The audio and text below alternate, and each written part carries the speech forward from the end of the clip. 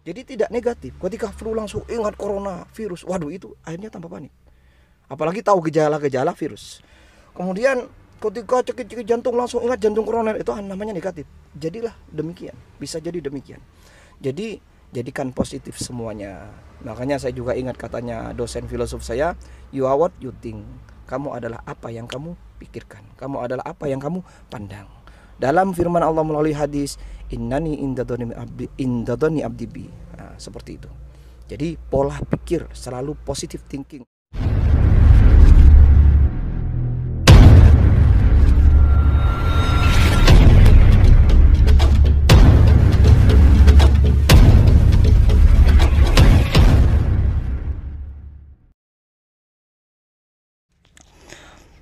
Assalamualaikum warahmatullahi wabarakatuh. Alhamdulillahirabbil. Allahumma shalli ala sayyidina Muhammad wa ala alihi washabihi ajmain, amma ba'du. Sahabatku, saudaraku dimanapun berada, alhamdulillah bisa bertemu lagi dengan saya Ali Safiyullah di rumah Kesuban Khalifah.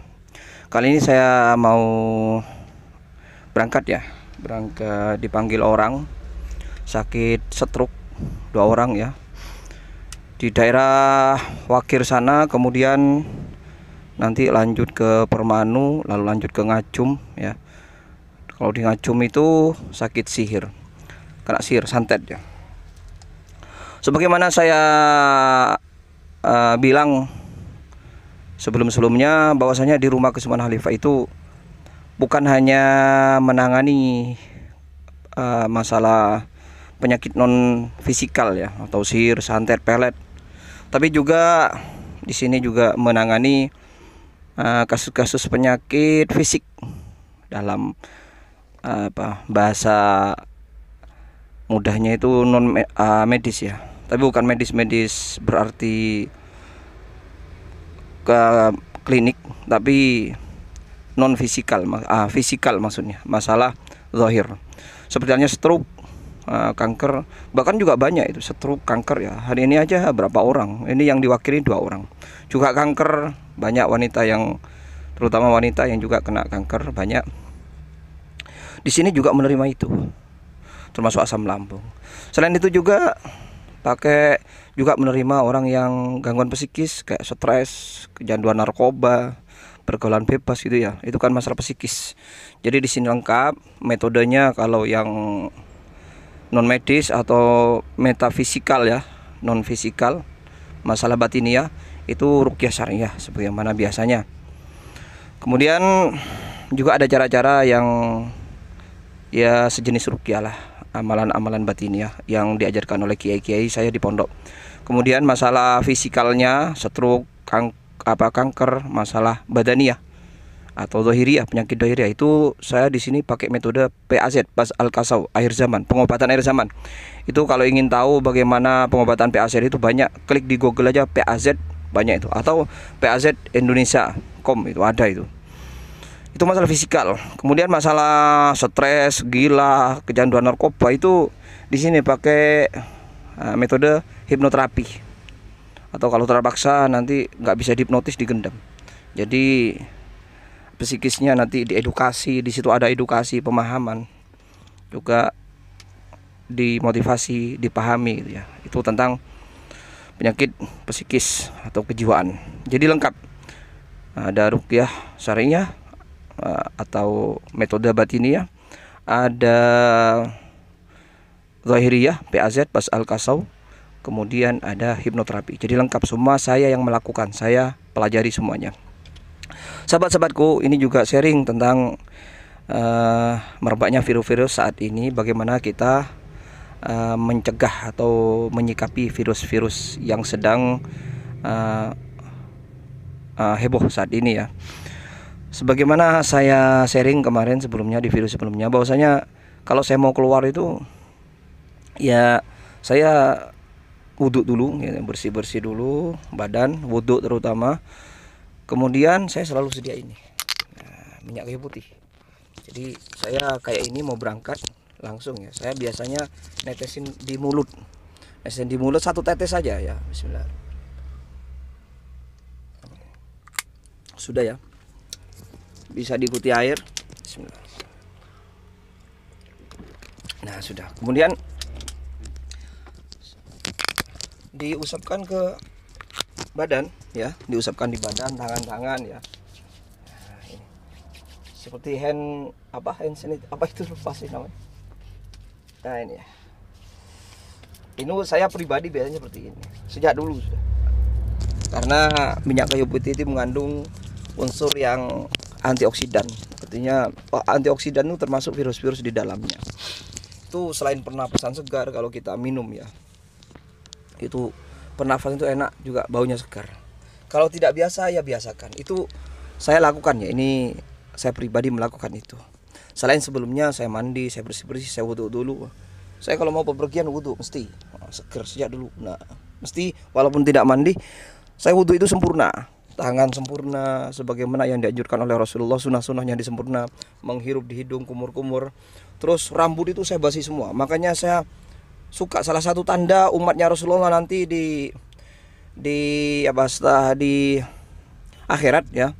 Ketika Rasulullah ingin mengetahui umatnya, itu salah satunya adalah wajahnya bersinar. Jadi Rasulullah tahu ciri-ciri umatnya. Sinarnya itu termasuk dari sholat, ibadah, termasuk wudhu itu. Jadi kalau kita sempurna wudhunya, nanti sinarnya sempurna. Termasuk rambut. Saya itu mau memperpanjang rambut seperti konon Rasulullah sebau. Itu kalau wudhu biar basah semua, sehingga cahayanya mungkin lebih banyak gitu ya. Itu logika saya. Ya bisa jadi seperti itu. Keterangan kiai-kiai kan seperti itu. Jadi selain biar bersih ya dari virus-virus atau dari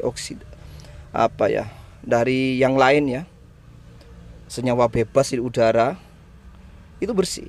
Nah, juga selain rapi gitu ya, seger, basah ya. Jadi mesti saya kalau wudhu itu rambut saya basah semua, seperti orang mandi. Itu lalu ketika mau berangkat pakai tadi kayu putih. Seperti itu sahabat-sahabatku. Nanti ketika pulang itu langsung jangan melakukan aktivitas dulu, masuk jangan duduk atau apa, langsung ke jeding atau kamar mandi wudhu. Walaupun nggak mandi wudhu sempurna. Jadi andai ada virus-virus yang menempel ketika pulang di luar, dari udara atau dari jalan-jalan, itu langsung wudhu, langsung bersih. Lalu pakai ini lagi, di rumah ada, di mobil ada, di dalam rumah nanti tetesin lagi, pakai lagi, seger. Biasanya kan dipakai bayi, tidak apa-apa. Jadi kayak bayi nggak apa-apa, asalkan menyehatkan. Ini menyehatkan ya. Seperti itu sahabat. Itu yang saya lakukan untuk menyikapi virus-virus, dan itu sejak dulu sudah. Karena virus itu bagi saya sejak dulu sudah ada. Jadi bukan karena sekarang, tapi sejak dulu sudah ada. Karena sekarang itu memang banyak di media-media massa ya, diberitakan, akhirnya seakan-akan ya gunting ya seperti ini akhirnya. Jadi virus itu menjadi viral. Ya sebetulnya sejak dulu ada. Cuma sekarang itu mungkin ya karena diberitakan banyak berita-berita kasus-kasus, akhirnya diberitakan ya, akhirnya ya bahasa lembutnya itu virus menjadi terkenal gitu. Tidak seperti dulu yang sebelum-sebelum ini. Itu yang saya lakukan secara pribadi sahabat. Jadi sharing, mungkin ada ya sahabat yang percaya, ada yang yakin melakukan juga, silahkan. Kalau nggak percaya nggak apa-apa. Itu yang saya lakukan, dan sampai sekarang saya alhamdulillah sehat, dan semoga Allah ke depan juga menyehatkan saya dan kita semua. Itu. Kalau berangkat kok wudhu, kok bersih-bersih dulu. Ya mungkin siapa tahu ketika mungkin kita ada virusnya gitu loh. Sehingga ketika berangkat wudhu dulu sudah bersih. Lalu ketika nyampe ke rumah orang kita dalam keadaan bersih. Jadi keluar dari rumah dalam keadaan bersih, lahir batin ya. Karena wudhu itu bukannya bersih lahir tapi batin juga. Datang ke rumah orang dalam kondisi bersih. Keluar dari rumah orang, keluar dari luar, masuk ke rumah juga dalam keadaan bersih. Itu yang saya lakukan ketika mau pergi. Tapi juga menyikapi virus ini salah satu ketika mau pergi. Sebagaimana yang saya singgung kemarin, yaitu satu, jaga pola ibadah, artinya perdalami ibadah, tingkatkan lagi ibadah kepada Allah Subhanahu wa taala, karena Allah itulah yang memiliki segalanya, memiliki penyakit, memiliki kesembuhan, kesakitan, kebahagiaan, kesedihan. Jadi kalau kita mendekat kepada Allah, maka yakin janji Allah akan sayang kepada kita, sehingga Allah tidak memudahkan virus-virus masuk mengganggu kita. Atau yang ada virus-virusnya, Allah karena kasih sayang Allah, kemudian Allah narik virusnya dari diri kita sehingga kita sembuh. Jadi dekati kepada Allah, karena Allah Tuhan yang memiliki segalanya, termasuk sedih, senang, penyakit, kesembuhan, virus, bakteri, dan sebagainya. Itu satu. tingkatkan ibadah. Nomor 2, pola pikir. Pola pikir itu selalu usnudon, positive thinking saja, dan fokusnya kepada Allah Tuhan.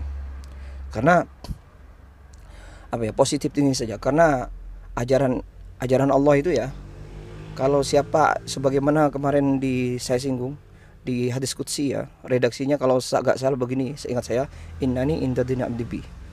Sesungguhnya Allah ada pada pandangan hambanya, keyakinan hambanya, pikiran hambanya kepada Allah. Kalau dia mikir malas, artinya kalau saya pahami, kalau dia mikir malas maka jadinya malas. Kalau dia mikir sakit terus, panik, maka dia akan sakit. Maka jadikanlah positif. Positif. Umpama misalnya begini, kalau saya pribadi begini, melaksanakan anjuran agama ini, begini, positive thinking ini. Ketika saya flu misalnya, maka saya positive thinking langsung pusatnya kepada Allah, fokusnya. Oh, ini adalah cara Allah untuk membersihkan virus-virus saya sehingga lendir-lendir merupa flu itu keluar. Caranya Allah untuk menyembuhkan saya, menyehatkan saya, mengeluarkan kotoran-kotoran berupa menjadikan saya flu. Itu jadinya nggak panik. Umumnya saya jantung saya cekit, saya nggak langsung panik, nggak langsung ingat negatif, tapi langsung positif, fokusnya pada Allah, lalu berpikir positif. Saya senyum terutama, akhirnya ingat Allah, saya pegang jantung saya duduk tenang. Oh, ini caranya Allah untuk menyehatkan jantung saya dengan mengingatkan saya untuk istirahat, sehingga jantung saya pulih kembali, darah saya pulih kembali. Begitu. Jadi tidak negatif. Ketika flu langsung ingat corona, virus. Waduh, itu akhirnya tambah panik. Apalagi tahu gejala-gejala virus. Kemudian ketika cekik-cekik jantung langsung ingat jantung koroner, itu namanya negatif. Jadilah demikian. Bisa jadi demikian. Jadi jadikan positif semuanya. Makanya saya juga ingat katanya dosen filosof saya, you are what you think. Kamu adalah apa yang kamu pikirkan. Kamu adalah apa yang kamu pandang. Dalam firman Allah melalui hadis, innani indadoni abdibi. Nah, seperti itu. Jadi pola pikir selalu positive thinking. Selain positive thinking itu juga jangan dalami masalah hal-hal yang negatif atau penyakit virus ini. Tidak usah paham terlalu dalam, tidak usah fokus memikirkan. Karena juga barang siapa yang memikirkan terulang-ulang, itu akan terjadi. Itu dalam teori hipnoterapi. Jadi kalau terulang-ulang ingat terus atau melihat terus, terulang-ulang berkali-kali, akhirnya itu kepikiran, panik terjadi. Ya sesuai dengan tadi juga, innani indadani abdibi, sesuai dengan pandangan tadi. Maka positifkanlah pandangan dalam dimana dan dalam kondisi apapun. Seperti itu. Selain itu pola pandang itu bahagiai semuanya. Jadi berpikir bahagia sekali. Makanya saya selalu berprinsip ya, jangan lupa bahagia. Saya mengingatkan diri saya sendiri, jangan lupa bahagia. Apapun yang kita terima bahagiai. Artinya kalau dalam bahasa agama tulusi gitu lah. Tuluskan gitu lah. Makanya dalam ayat dijelaskan, qul bi fadlillahi wa bi rahmatihi fabidzalika falyafrahu. Katakan wahai Muhammad kepada umatmu, hendaklah dengan anugerah Allah dan rahmatnya berbahagia. Jadi bahagia itu bisa berupa tulus, berupa selalu senyum, senang gitu ya. Apapun yang terjadi, susah pun ditulusi, artinya bahagia. Jadinya enjoy. Itu yang nomor 2, pola pikir. Yang nomor 3, pola makan. Pola makan itu sesuai dengan agama juga yang dianjurkan oleh Rasulullah. Makan termasuk makan sebelum makan ketika betul-betul merasa lapar, berhenti ketika sebelum merasa kenyang. Artinya jangan banyak makan, tapi jangan kelaparan. Seperti itu sahabatku.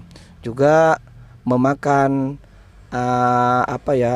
bahan-bahan yang mendukung kesehatan kita, menguatkan imunitas tubuh kita. Seperti halnya kalau terkait banget dengan virus, dengan darah. Darah itu kan terkait dengan virus. Virus itu kan melalui darah. Itu yang bagus adalah tomat atau buah-buah yang mengandung warna merah. Karena di situ mengandung unsur-unsur yang bisa membersihkan, baik untuk darah, membersihkan pembuluh darah, meremajakan darah itu. Termasuk tomat. Tomat itu yang paling banyak kandungan untuk itu. Lipopen apa gitu. Istilahnya seperti itu. Termasuk bawang merah, ya, wortel. Perbanyak jus itu atau makan itu. Itu masalah makanan yang mendukung kesehatan kita. Termasuk juga yang diajarkan oleh Allah, terutama yang diajarkan oleh Allah dalam ayat dan Rasulnya, yaitu madu. Sering-sering konsumsi madu. Dan termasuk di rumah kesubuhan Khalifah, selain terapi-terapi itu juga masalah herbal. Jadi masalah asupan yang menyehatkan, yang menyembuhkan, dan yang dipakai paling utama adalah madu. Karena madu itu adalah dijanjikan kesembuhannya sebagai bahan kesembuhan oleh Allah Subhanahu wa taala. Dan ingat, Allah itu tidak bohong, juga Rasulnya tidak bohong. Yakin itu, termasuk saya. Makanya di rumah Kesepahan Khalifah selain terapi juga menyediakan madu ruqyah, madu liar, madunya juga liar. Nyari sendiri, ada tim di Alas Mayang sana, Komitir Jember, ada saudara di sana. Jadi langsung nyari sendiri, bukan kulaan dari orang lain yang nggak jelas, bukan, tapi jelas ngambil sendiri. Untuk menjaga keaslian dan keliaran, liar, bukan ternak ya, juga liar. Nah ini hari ini juga saya keluar ini selain terapi juga mengirim delivery ya, pesanan madu hari ini ke yang dari online ya. Jadi dikirim, termasuk ini caranya, ini ke Bangkalan, ini Bangkalan Madura 2, termasuk ke Jombang, apa ini lagi kemana ini, ke Jakarta apa ini. Jadi seperti itu. Soal pola makan juga jangan lupa konsumsi madu atau bahan-bahan yang mendukung kesehatan, kesembuhan atau imunitas tubuh kita. Termasuk ini tadi yang saya pakai, yang saya langsung praktekkan, minyak kayu putih. Cara pakai minyak kayu putih itu juga selain direbus, jadi rebusan air kita merebus air secukupnya, lalu dituangkan ini. Ketika sudah umum, apa istilahnya itu, panas, itu kan ada asapnya, kita asapnya sedot. Itu juga mendukung antioksidasi, artinya antivirus. Kalau tidak langsung diteteskan ke mulut tadi. Kalau saya ingin praktis, langsung teteskan saja dan diusapkan ke kulit. Demikian sahabat-sahabatku, jadi itu ingat ya, jaga pola ibadah, jaga pola pikir, yang terpenting juga, kemudian jaga pola makan, kemudian ikuti protokol kesehatan. Protokol kesehatan yang dianjurkan pemerintah, karena kita hidup di bawah naungan pemerintah dan itu bagian dari ajaran agama, ulil amri al umaro. Jadi apapun yang ditentukan oleh pemerintah, karena kita diajarkan oleh agama untuk taat kepada pemerintah, maka kita harus positive thinking kepada aturan-aturan pemerintah. Asalkan jelas-jelas aturan pemerintah itu tidak menyimpang dari agama. Karena bagi saya pribadi, terutama kita orang yang beragama, bahwasanya aturan agama itu lebih penting bagi saya, kemudian aturan pemerintah. Jadi ikuti aturan pemerintah selama aturan pemerintah itu tidak menyimpang dari aturan agama. Dan saya yakin terutama di negeri kita ini, insya Allah di pemerintahan kita ada umaro pihak agama, ada juga ada ulama pihak agama, dan juga ada umara ulil amri pemerintah itu. Jadi ada sinergi di situ, ada sinergi itu. Aturan pemerintah adalah aturan ulama kita, aturan umara kita, pemerintah kita adalah aturan ulama kita. Positive thinking saja, termasuk memakai masker lah. Ini masker saya ada. Ya, ikuti, taati aturan pemerintah, termasuk terkait dengan virus-virus ini adalah protokol kesehatan. Demikian sahabat-sahabatku, semoga bermanfaat. Selebihnya saya hanya bisa bertawakal kepada Allah Subhanahu wa taala. Assalamualaikum, Allahumma shalli ala sayyidina Muhammad wa ala alihi washabihi ajmain. Assalamualaikum warahmatullahi wabarakatuh. Jangan lupa bahagia.